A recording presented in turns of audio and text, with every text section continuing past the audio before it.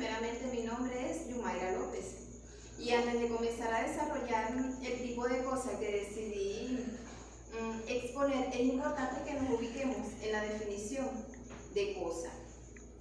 En el mundo existen cosas de diferente naturaleza, pero dependiendo de la utilidad que el hombre le pueda dar a estas, es lo que se denomina bien o cosa.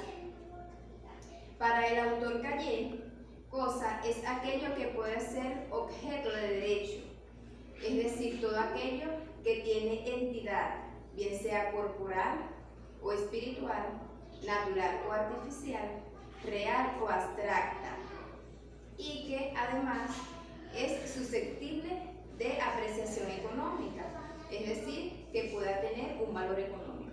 Es importante considerar que las cosas deben tener un determinado carácter, es decir, debe ser útil, accesible y deseado por el individuo, el cual le da un valor y un uso respectivo.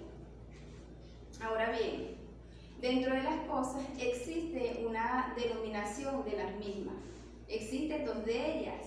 La primera es res in commercio y las res extra commercio.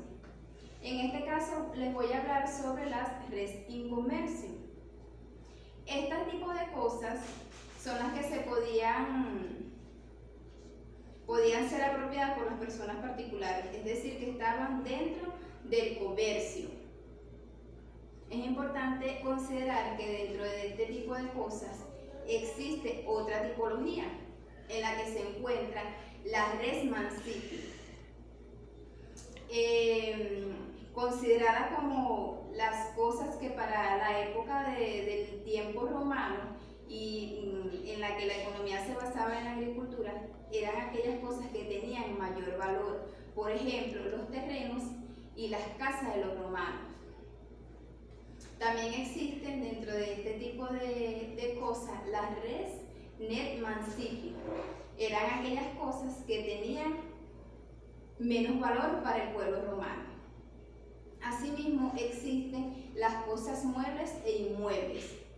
Las cosas muebles son aquellas que se podían trasladar de un sitio a otro a través de la fuerza externa, por ejemplo, una cama, un ropero, mientras que las cosas inmuebles eran aquellas que no se podían trasladar de un sitio a otro, precisamente porque su naturaleza fija no permitía que se pudieran trasladar de un lugar a otro, por ejemplo, las tierras, los fundos.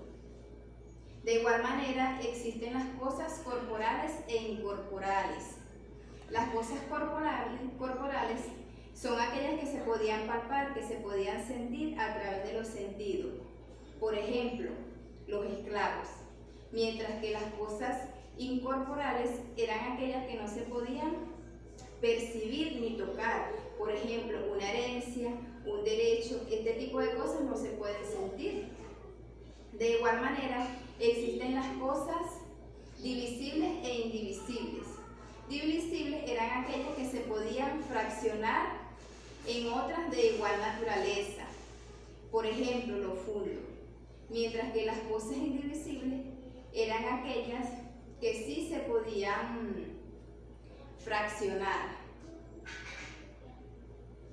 También existen las cosas fungibles y las no fungibles. Las cosas fungibles eran aquellas que se podían sustituir por otras del mismo género, de la misma clase, de la misma tipología.